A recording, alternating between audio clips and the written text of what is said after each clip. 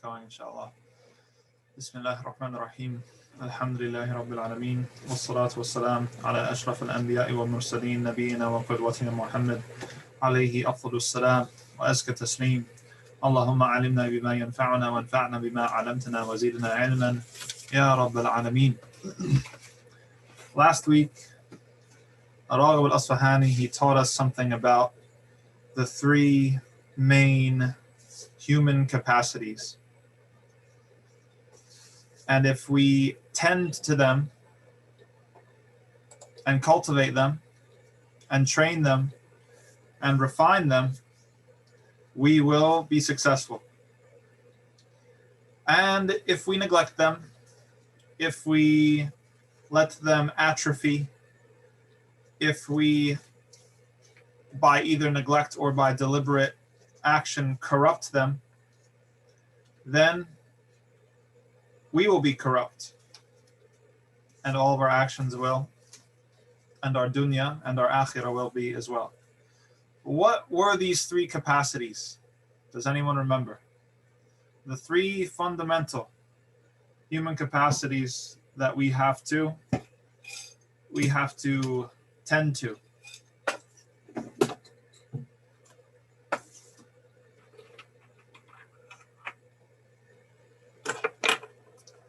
Knowledge, that was close. Knowledge was related to one. It was what comes before knowledge, or we should say knowledge is one of the fruits of this one capacity.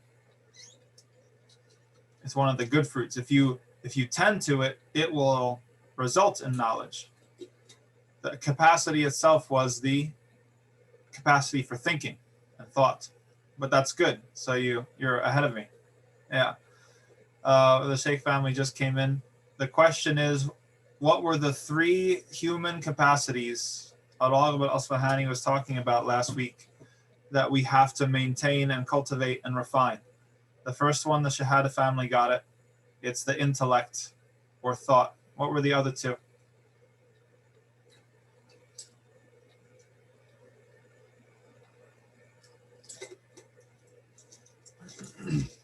Impulse is very good, and we mean by that like the bodily appetites, whether it's food or romance, and very good. Last one was zeal or anger. Excellent job. I knew once the Sheikh family came in, we'd get them all, mashallah. I think you guys review during the week, which is great. Excellent. So we have these three capacities, and Raghib al-Asfahani, he situates each capacity as kind of a neutral capacity that can go straight to goodness, to the Makarim, the Shariah, to the elite qualities that Allah wants us to have in order to be His representative on earth. Or it can be led astray, neglected, corrupted to one extreme or to the other. So each good, wholesome, developed, refined quality is between two extremes. So let's go capacity by capacity. We have the capacity for thought. And as the Shahada family said, if we cultivate it, if we refine it, if we tend to it, we train it, it will yield knowledge and, even better yet, wisdom. What were the two extremes? What are the ways in which the capacity to think, the intellect, can be corrupted? We're living in a time of a lot of corrupted intellect. Arrogance was related to one. It wasn't arrogance in and of itself, but it was something similar. I don't want to name names or get too political, but we have certain politicians that are in leadership roles in our nation that are deceitful, right? The con man. That's what the intellect corrupted leads to. Because you've got someone, yes, exactly, the treachery, the con artist. Because you've got someone who's got knowledge, but he's unscrupulous. He doesn't care. He's got no morality, no principles. He's just out for himself. He'll say anything, do anything, fake anything, make any lie in order to get what he wants. So the intellect corrupted down this one, instrumentalized to just get what the ego wants, which is what Dr. Muslim just said. And there is arrogance there, will lead to the con man, the deceiver. What about the other extreme? What's the other way that it can be corrupted, the capacity for thought? In the opposite direction.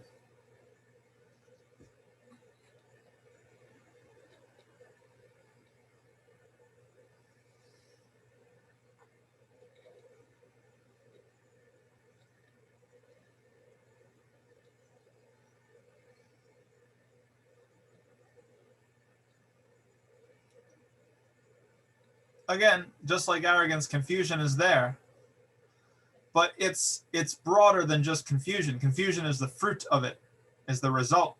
Manipulated, yes, that's there too, Shahada family. That is also a result of it. But it's a disdain for the intellect, right? It's a culture of taking pride in ignorance. And so it's this kind of neglect of developing that faculty, which results in confusion, which results in being manipulated, which is they tend to be manipulated by the con man, right? It's kind of interesting how you see the yin and the yang, they're kind of two sides of the same coin. So we have this capacity for thought. If we develop it correctly, it leads to knowledge and wisdom. If we let it go astray or corrupt it on an individual level, it will end up in one of these two. At a societal level, if we let it be corrupted, if we don't take care to properly channel the capacity for thought, we're going to get both. And we're going to have a society of con men manipulating a social sphere or a social stratus of people who actually take pride in not reading books and take pride in not being informed, take pride in not thinking about things, right? This is the big threat that the entertainment industry poses against Muslims and against the entire nation. It kind of keeps everybody busy with things that are just distractions. Not that all entertainment is bad, but you know that there are people that just move from one entertainment to the next. The binge, right? We've even started to use pathological language to describe people's relationship to entertainment and media. To binge, where does the word binge come from? It comes from pathology and addiction. And it's been kind of seeped down into people to describe people's relationship with Netflix and media. Oh, I binged on this show. I watched 6, 10 episodes in a row, right? Maybe some people spend their entire weekends. Now, we're Muslims, so we take a break to pray and we do other things. We're very family oriented, but other people aren't like that. Some people, they literally just hole up all weekend and after their work and everything, and they just consume entertainment. That's it, right? This is sloth. This is a corruption and a neglect of the capacity for thought. So that's the first capacity, good. The second capacity we mentioned were the kind of desires, the impulses. We're talking about the bodily urges. The bodily urges for, mostly for food and romance or intimacy, however you want to describe it. So what's the good result if we tend that capacity, if we refine it, if we train it, if we cultivate it? What do those capacities lead to?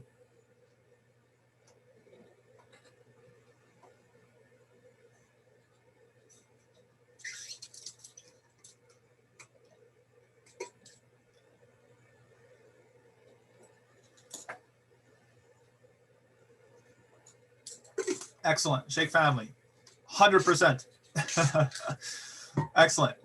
When it comes to, we're talking about the bodily urges for romance and for intimacy, if we cultivate it, it leads to chastity.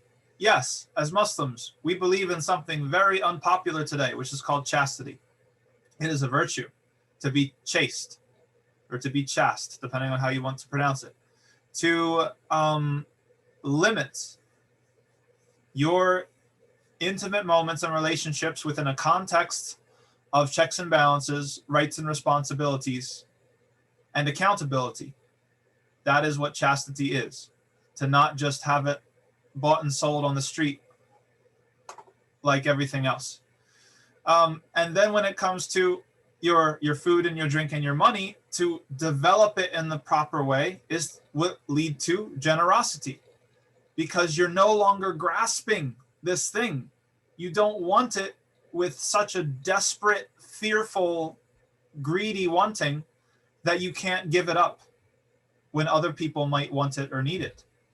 So if you take that urge, that impulse for the food, for the sleep, for the intimacy, and you train it, you get these results. You get chastity and you get generosity.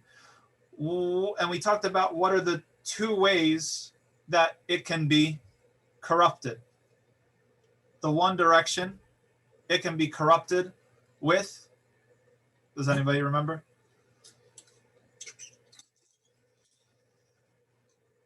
Yes, exactly. Being gluttonous. Okay? Gluttony. You're feeding a fire that can never be satisfied. ألهاكم التكاثر حتى زرتم المقابر. Yes, completely insatiable, as Allah said in Surah Al-Takathur.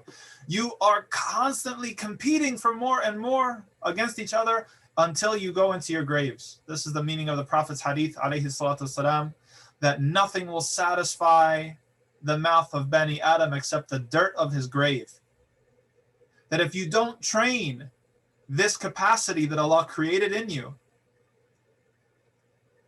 it can potentially lead to this insatiable thirst and desire for these things. And there is no limit. There is no limit to those desires. And we're seeing that in this society. I'm not going to go into graphic examples. I don't know if there are kids listening, but we see it in both of these realms, both in intimacy and in our relationship to food and things like that. We see that there is no limit. There's not a point at which the desire stops. People have kept feeding it through whether it's movies or commercials or television or ads or everything else, the internet, and then the desire keeps on increasing. It doesn't decrease. It doesn't get cut by the increase in stimulus. It's exactly like an addiction, where the receptor site requires a more intense hit the next time in order to be satisfied. So that was the one way in which it can be corrupted. The other way in which it can be corrupted, what was it? I want to see someone beat the Sheikh family to the answer. Don't just sit back and say, oh, the Sheikh family knows. Even if your guess is wrong.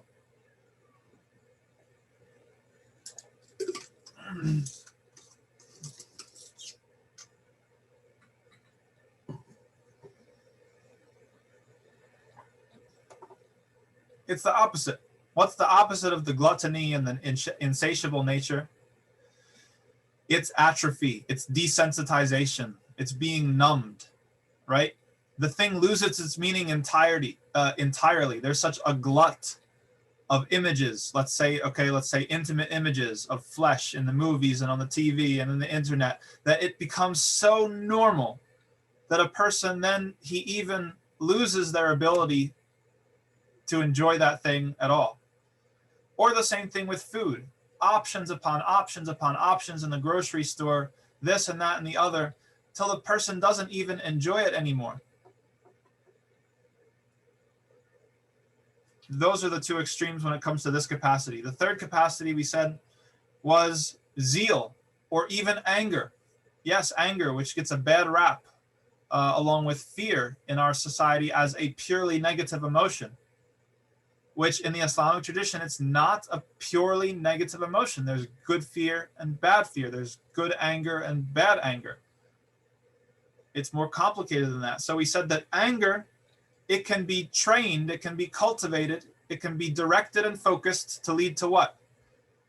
What good quality? What elite quality?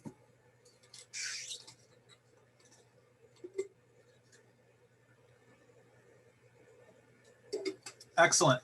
Bravery on the individual level. And then if it's applied society-wide, justice. Because it takes anger sometimes, righteous anger, to bring an oppressor to justice or to bring a criminal to justice. You have to feel anger on behalf of the victim. And if you harness it and direct it towards justice, then that is the proper use of that capacity. And the two extremes that it can go down, if you neglect it or if it's corrupted, are two extremes that we see today in our society, which are what?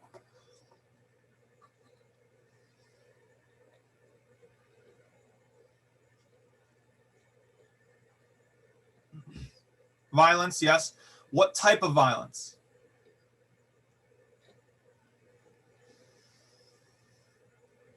Reckless violence, wanton violence, crass, callous violence, right? Violence with no justice. That's what it is. Because sometimes justice requires violence. Is that not true? To drown Pharaoh in the Red Sea requires violence. When the state, apprehends a criminal, there's violence behind the apprehension of that criminal. There's violence in his sentencing. There's violence in the punishment. So it's not all violence. It's a particular kind of violence that is not in the service of justice.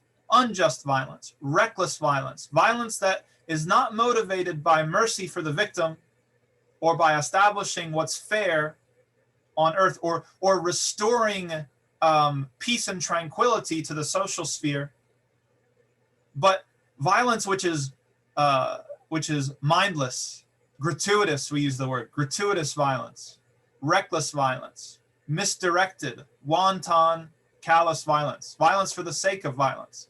Yes, we see that. We see that all the time in video games.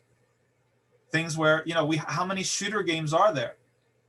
How many shooter games where people go around and then they, you're killing people and then you actually, what kids do when they do these games, they actually simulate mutilating the bodies after they're dead. Or worse, I'm not going to mention what else they do, but Counter-Strike and, Call of Duty and things like that. I mean, I was a teenager, I played these games. I know what, on an online setting, you're playing with other people. I know what goes on. Not only are you killing that, but then you're even simulating things further than that. Wanton, callousness, violence. And then there's the other extreme as well, which the Shahada family brought up, is cowardice. To turn our back on all violence, to turn our back on justice. Yes, apathy is there too. Good. Apathy is there too, Sheikh family. 100%. And maybe desensitization as well. That's a good point. To turn our back and shut the door and say that, no, we really just need to forgive everything. Or no, we need to be merciful in everything. We do need to be merciful, that's true. But we do not accept the idea that there is no mercy in justice. Justice is mercy. Justice is mercy to the victim. And you can't have mercy without justice, nor the other way around, right? So to turn our back entirely on any sort of, well, no, we don't believe in any sort of, you can't harm a flea, you can't, yes, you can't harm a flea because a flea is an innocent creature of Allah. But we're talking about a criminal, somebody who has robbed a family of one of their own, a life that could have gone on, and robbed a community, exactly, like turn the other cheek, exactly what I'm talking about, and robbed an entire community of trust. You know that there's neighborhoods in Utica where you're like, don't walk there at night. Don't go there at night. Don't go there during these times of day. If you see someone walking up to you quickly, then run, or you got to have a weapon or something like you've robbed that community from trust and security and safety.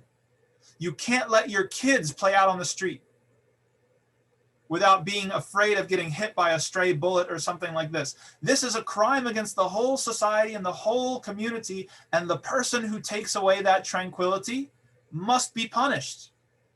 They must be punished as a mercy to everybody else, to bring back that tranquility, to bring back that trust that was broken. Right? So Islam, anger is a capacity that Allah has created. And he has created it like every other capacity. If you train it, if you focus it, if you refine it, it can be used for good. And then there's two possible extremes that you can go to with it, and it can lead to bad. So that was a impassioned recap of what we did last week. Today we have a new chapter from Raghib al-Asfahani where he gives a parable. Right? Remember, way back in the beginning of the book, he started with parables to get us thinking about things. He's going to talk about another parable. And this parable is how to imagine the struggle between the desire, the impulse, the urge, and the intellect. Right? These two fundamental kind of opposing forces within a human being, that we've been created with both of them. How do we understand this struggle? The author gives us a parable. I'll ask now because you'll really understand the parable very well if you've watched Ertugrul. Do we have any Ertugrul watchers in attendance tonight?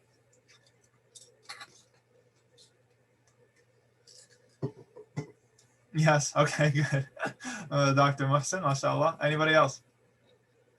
Okay, Sheikh family, yes, good. We're 2 out of 2. On the Shahada family. Okay, Shahada family says no.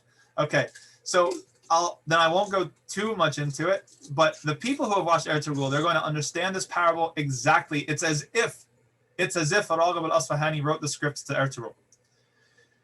Remember in season 1, when they went to Aleppo, and you have the Al-Aziz, right? Who you have kind of, Al-Aziz has two kind of influences on him, right? Who are they? There's Shahbat ad-Din, or whatever his name is, his uncle, who is a righteous person, who's advising him to do good, right? Cares about Islam, cares about the Muslims. And then there's the guy next to him, his other advisor, which is actually, he's a mole for the Templar Knights, Nasser. Right? And Nasser is working with one of the servant girls who goes by the name of Asma, and she's pretending to be a Muslim, but she's really also one of these Templar Knights who's just sabotaging everything. So listen, okay, now that you're there in your headspace, if you know the series, this is the example that Raghib al-Asfahani gives. He says, the parable of the soul within the body is like a king in a city. Okay, so the soul is like the king, and the body is the king's territory. And his intellect is like a wise advisor, like Al-Aziz's uncle in the show.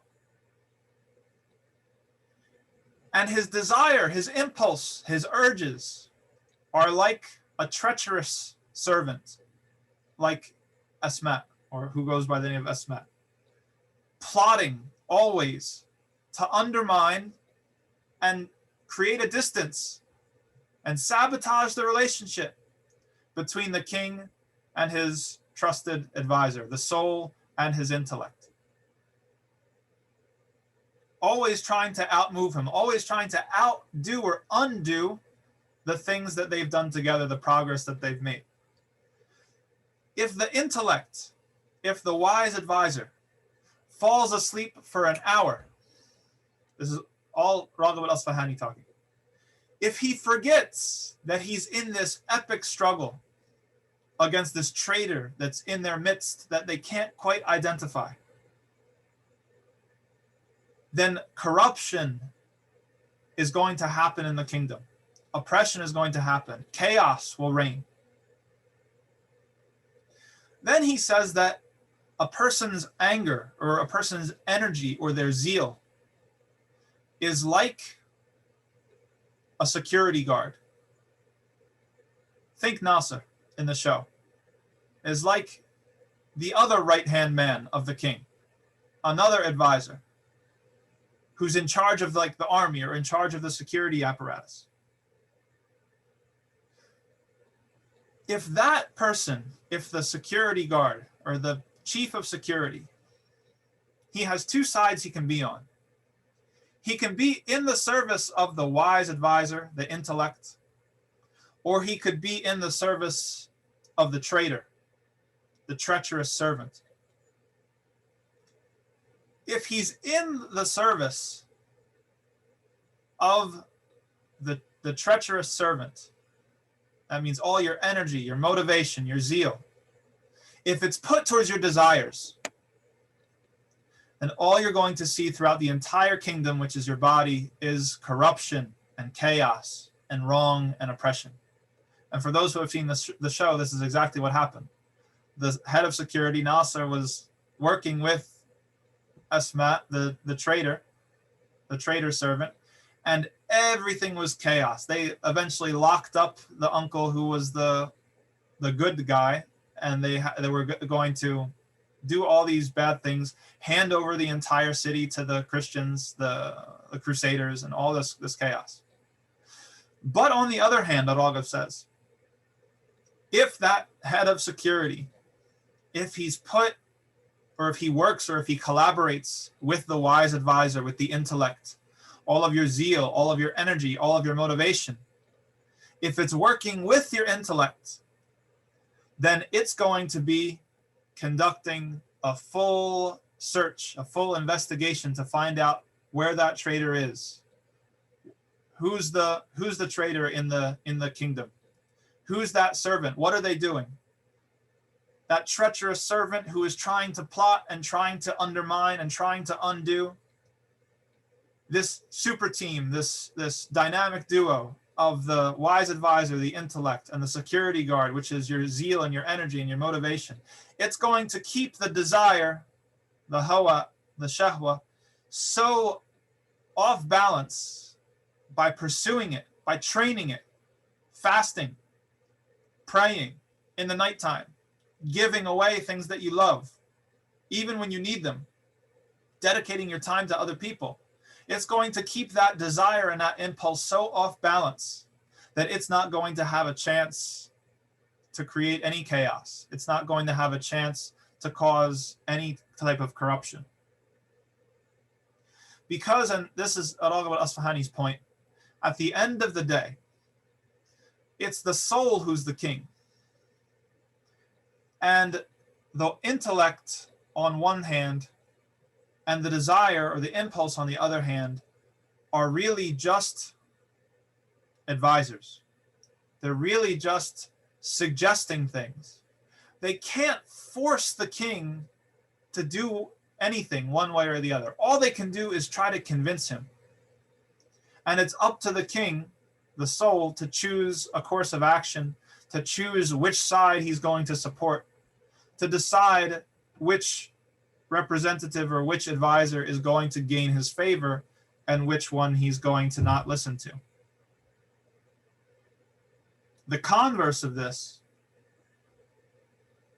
is that even the devil, if the devil calls to you, he's not forcing you to do anything.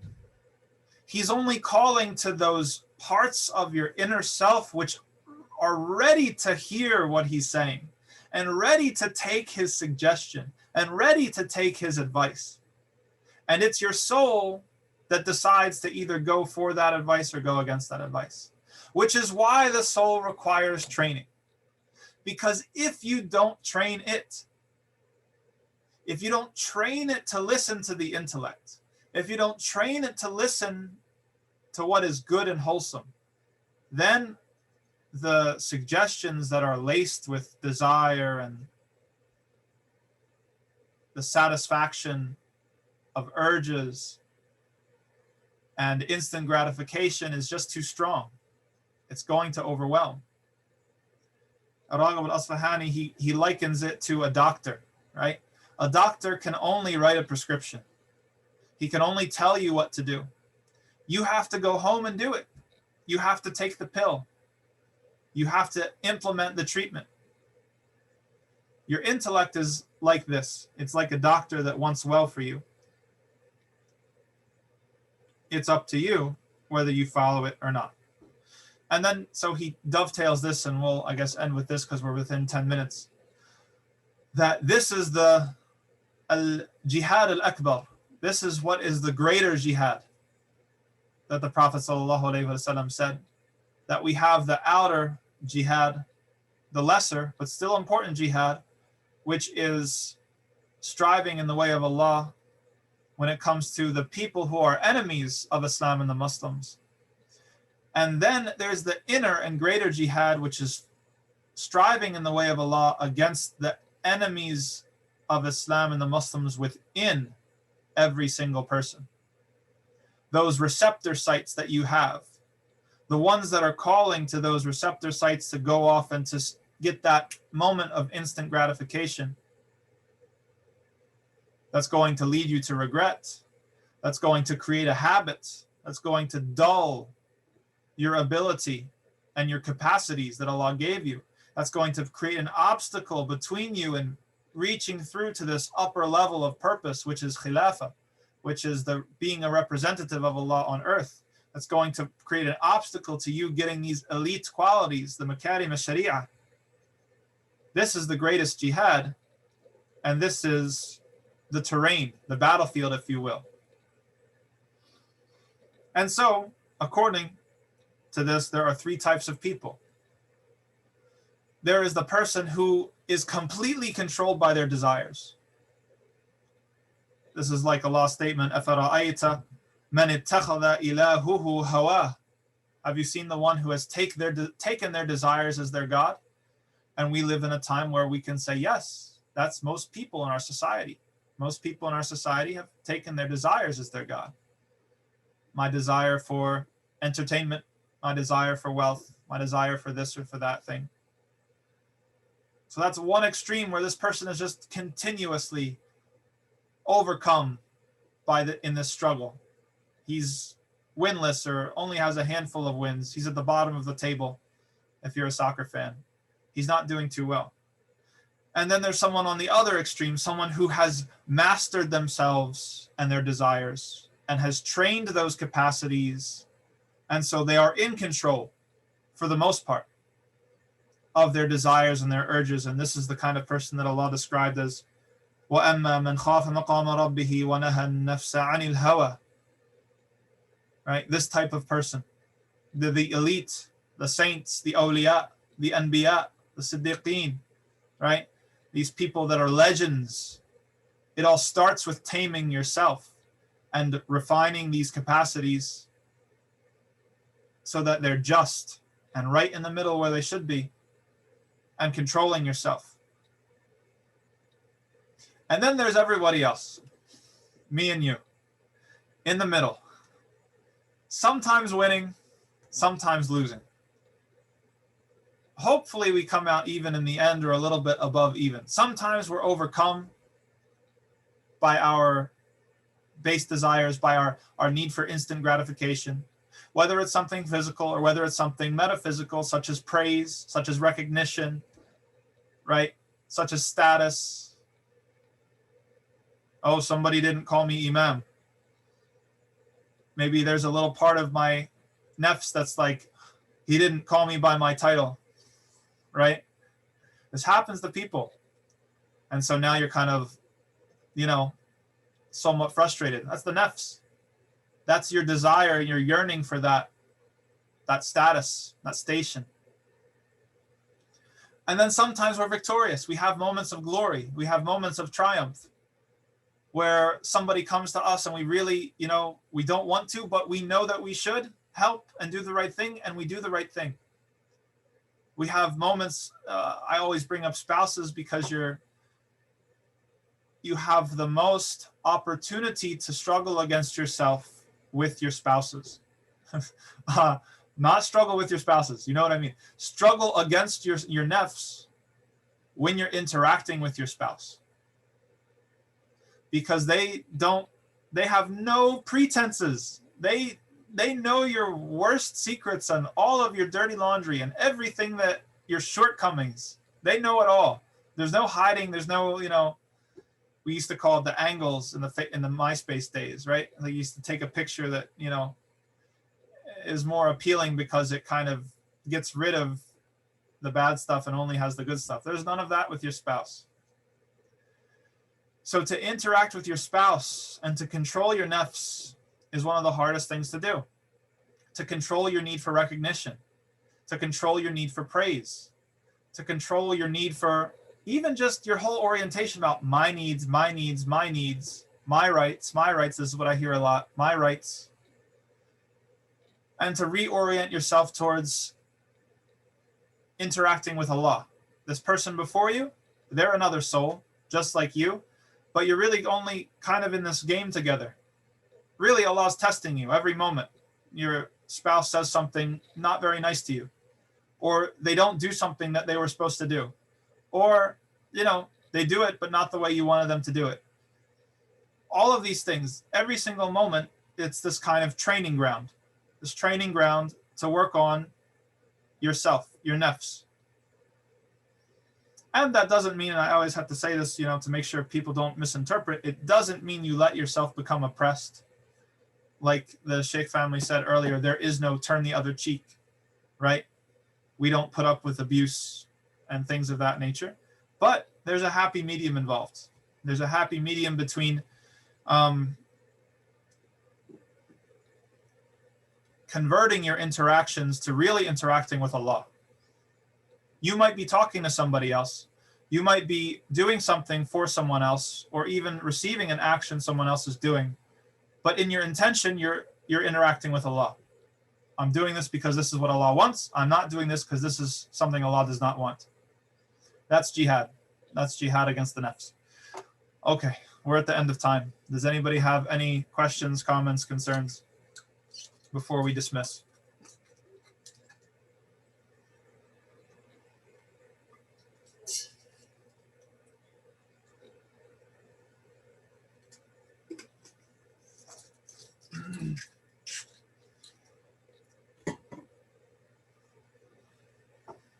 آمين وإياكم.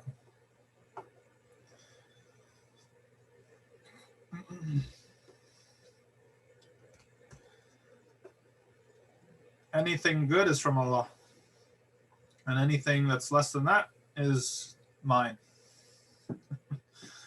Alhamdulillah wa salatu wa salam. Thank you, everybody. I'll see you next time, inshallah. Assalamu alaikum wa rahmatullahi wa barakatuh.